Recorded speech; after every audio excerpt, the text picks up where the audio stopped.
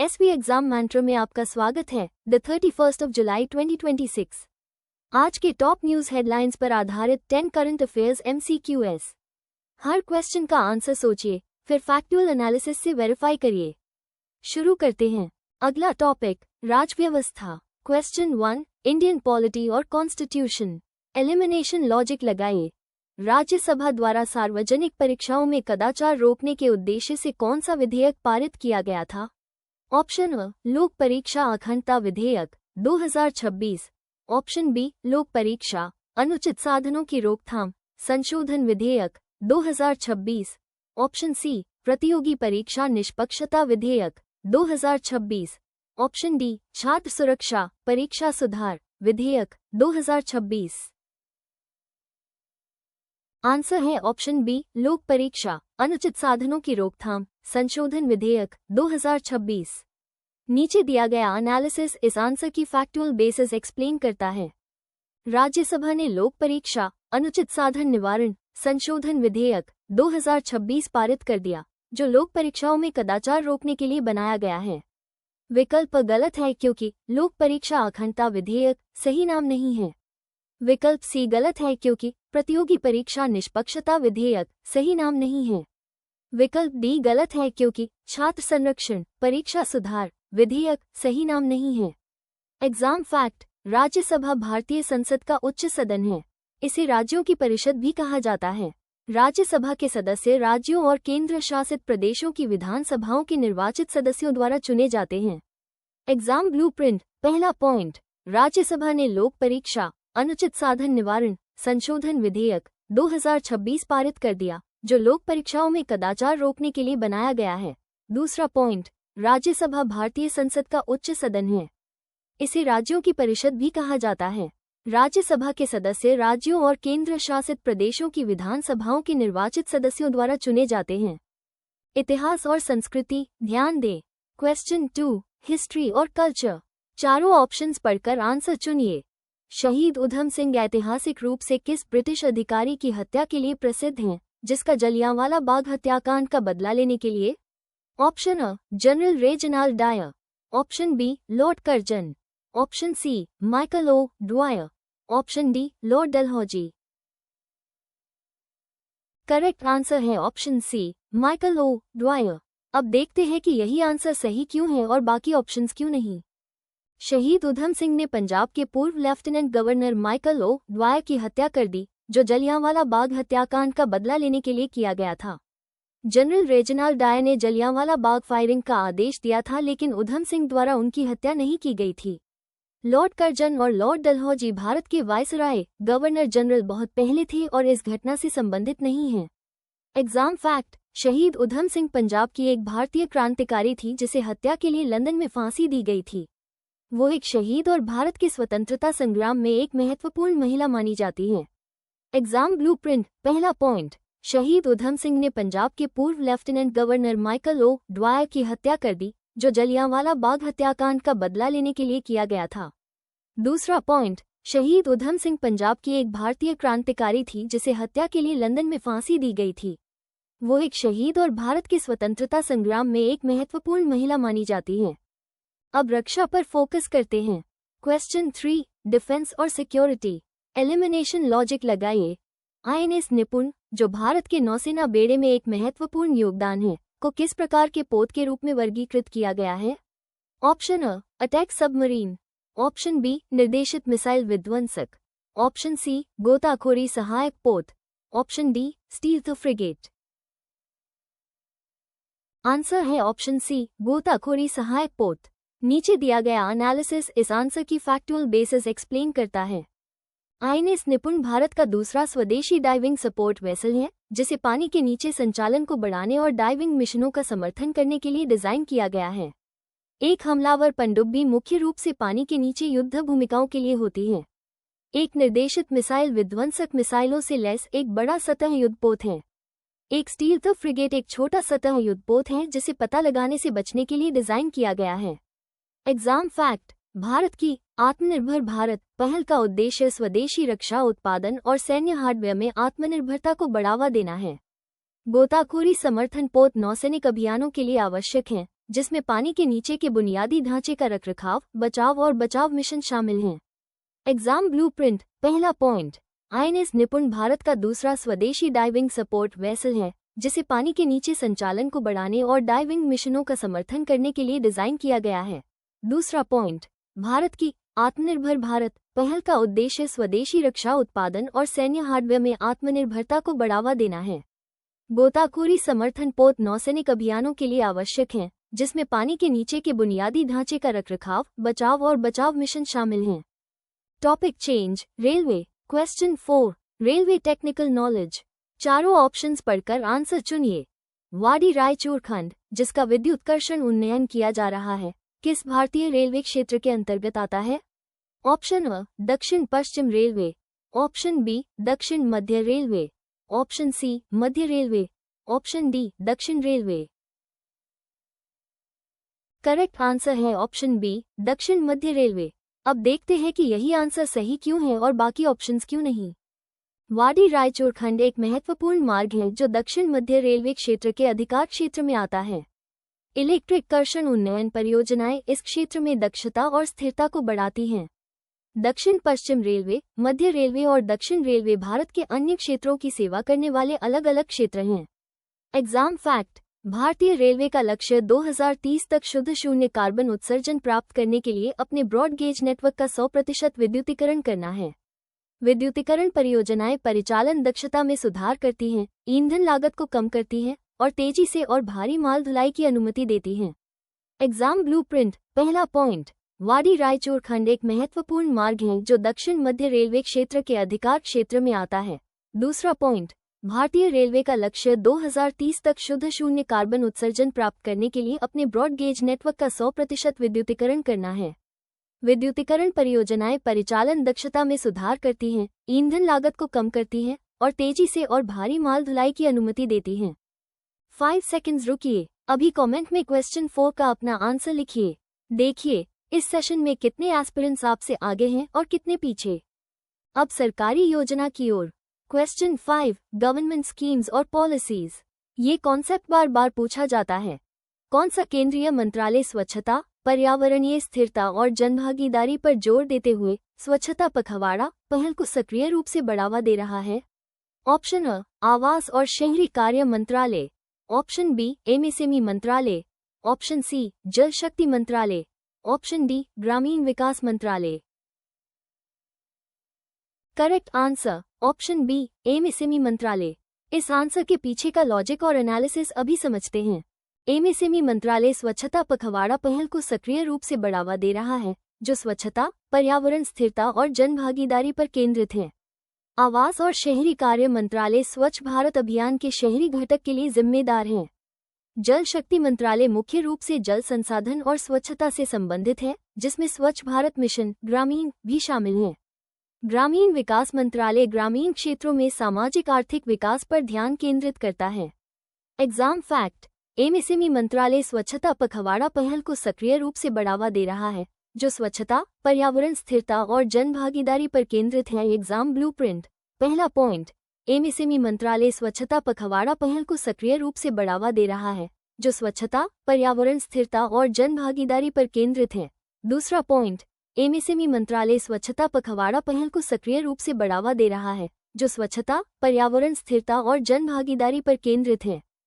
अगर इस सेशन से आपकी एग्जाम प्रिपरेशन तेज हो रही है, तो अभी लाइक करें और सब्सक्राइब करें।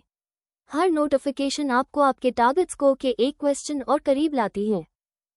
अगला टॉपिक, राजव्यवस्था। क्वेश्चन 6, इंडियन पॉलिटी और कॉन्स्टिट्यूशन। चारों ऑप्शंस पढ़कर आंसर चुनिए। विकसित भारत पहल के तहत भारत के लिए किस वर्ष में एक विकसित राष्ट्र का दर्जा प्राप्त करने का लक्ष्य है? ऑप्शन अ, 2030। Option B, 2035। Option C, 2047। Option D, 2050। Correct answer है ऑप्शन सी, 2047। अब देखते हैं कि यही आंसर सही क्यों है और बाकी ऑप्शंस क्यों नहीं। विकसित भारत पहल भारत के विकसित राष्ट्र बनने के लिए वर्ष 2047 को स्पष्ट रूप से लक्षित करता है, जो भारत की स्वतंत्रता की शताब्दी के अनुरूप है। 2030 कई संयुक्त राष्ट्र सतत विकास लक्ष्यों के लिए एक लक्षित वर्ष है, विकसित भारत नहीं। 2035 विकसित भारत पहल के लिए निर्दिष्ट लक्षित वर्ष नहीं है। 2050 विभिन्न अंतर्राष्ट्रीय लक्ष्यों के लिए एक सामान्य दीर्घकालिक लक्षित वर्ष है, लेकिन विकसित भारत के लिए नहीं। एग्जाम फैक्ट: विकसित भारत 2047 पहल भारत को उसकी स्वतंत्रता के 100वें वर्ष तक एक विकसित राष्ट्र बनाने की एक दृष्टि है। इसमें आर्थिक विकास, सामाजिक प्रगति, पर्यावरणीय स्थिरता और सुशासन शामिल हैं। एग्जाम ब्लूप्रिंट: पहला पॉइंट, विकसित भारत पहल भारत के विकसित राष्ट्र बनने के लिए वर्ष 2047 को स्पष्ट रूप से लक्षित करता है, जो भारत की स्वतंत्रता की शताब्दी के अनुरूप है। दूसरा पॉइंट, विकसित भारत 2047 पहल भारत को उसकी स्वतंत्रता के 100वें वर्ष तक एक विकसित राष्ट्र बनाने की एक दृष्टि है। इसमें आर्थिक विकास, सामाजिक प्रगति, पर्यावरणीय स्थिरता और सुशासन शामिल हैं। राज्य व्यवस्था: ध्यान दें। क्वेश्चन 7, इंडियन पॉलिटी और कॉन्स्टिट्यूशन। एलिमिनेशन लॉजिक लगाइए। Real estate regulation and development act RERA किस वर्ष में अधिनियमित किया गया था? ऑप्शन अ 2014, option B 2016, option C 2018, option D 2012। Answer है ऑप्शन बी 2016। नीचे दिया गया एनालिसिस इस आंसर की फैक्चुअल बेसिस एक्सप्लेन करता है। Real estate regulation and development act RERA वर्ष 2016 में बनाया गया था। विकल्प ए, सी और डी गलत हैं क्योंकि रेरा 2014, 2018 या 2012 में नहीं बनाया गया था। एग्जाम फैक्ट: रेरा अधिनियम ने रियल एस्टेट क्षेत्र को विनियमित करने के लिए रियल एस्टेट नियामक प्राधिकरण की स्थापना की। ये पारदर्शिता सुनिश्चित करने और घर खरीदारों के हितों की रक्षा के लिए रियल एस्टेट परियोजनाओं और एजेंटों के पंजीकरण को अनिवार्य करता है। एग्जाम ब्लूप्रिंट: पहला point, real estate regulation and development act RERA वर्ष 2016 में बनाया गया था। दूसरा पॉइंट, रेरा अधिनियम ने रियल एस्टेट क्षेत्र को विनियमित करने के लिए रियल एस्टेट नियामक प्राधिकरण की स्थापना की। ये पारदर्शिता सुनिश्चित करने और घर खरीदारों के हितों की रक्षा के लिए रियल एस्टेट परियोजनाओं और एजेंटों के पंजीकरण को अनिवार्य करता है। 7 क्वेश्चंस हो गए। अब तक कितने सही? क्वेश्चन 8 से पहले अपना रनिंग स्कोर कमेंट में डालिए। 3 क्वेश्चंस बाकी हैं, स्कोर और बेहतर हो सकता है। अब रेलवे पर फोकस करते हैं। Question 8, railway technical knowledge. चारों ऑप्शंस पढ़कर आंसर चुनिए। भारतीय रेलवे ने 299 करोड़ रुपए की लागत वाली एक कोचिंग यार्ड के पुनर्निर्माण की एक महत्वपूर्ण परियोजना को मंजूरी दी है। ये कोचिंग यार्ड किस शहर में है? Option A Vijayawada, option B Visakhapatnam, option C Guntur, option D Kakinada. Correct answer है ऑप्शन बी विशाखापत्तनम। अब देखते हैं कि यही आंसर सही क्यों है और बाकी ऑप्शंस क्यों नहीं।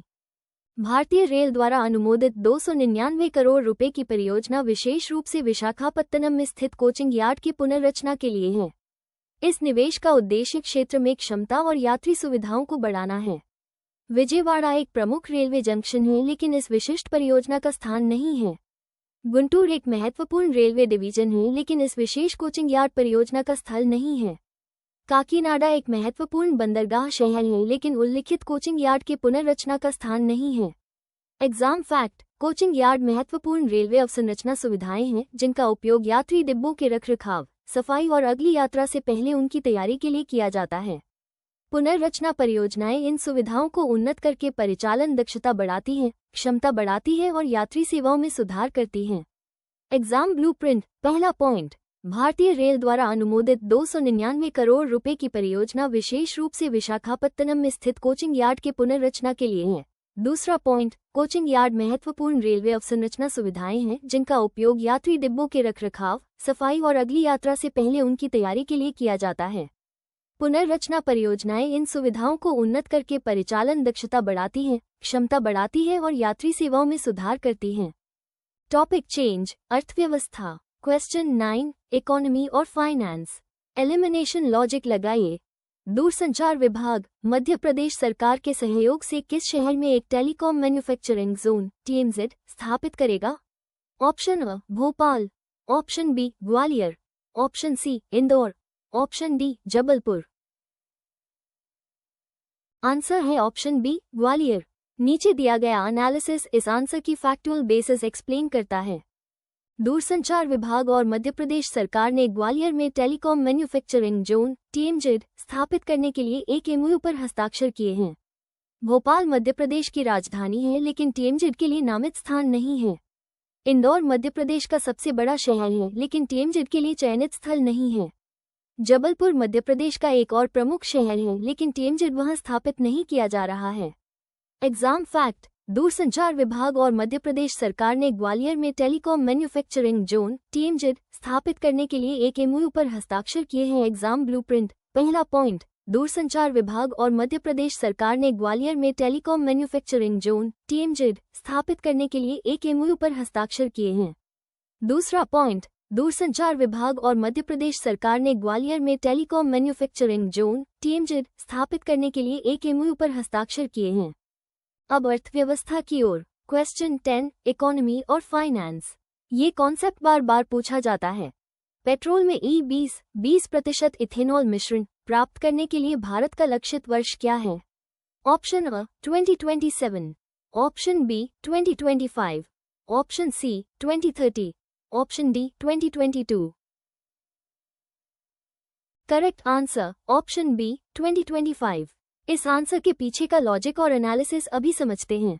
भारत ने वर्ष 2025 तक पेट्रोल में 20% इथेनॉल मिश्रण E20 प्राप्त करने का लक्ष्य निर्धारित किया है।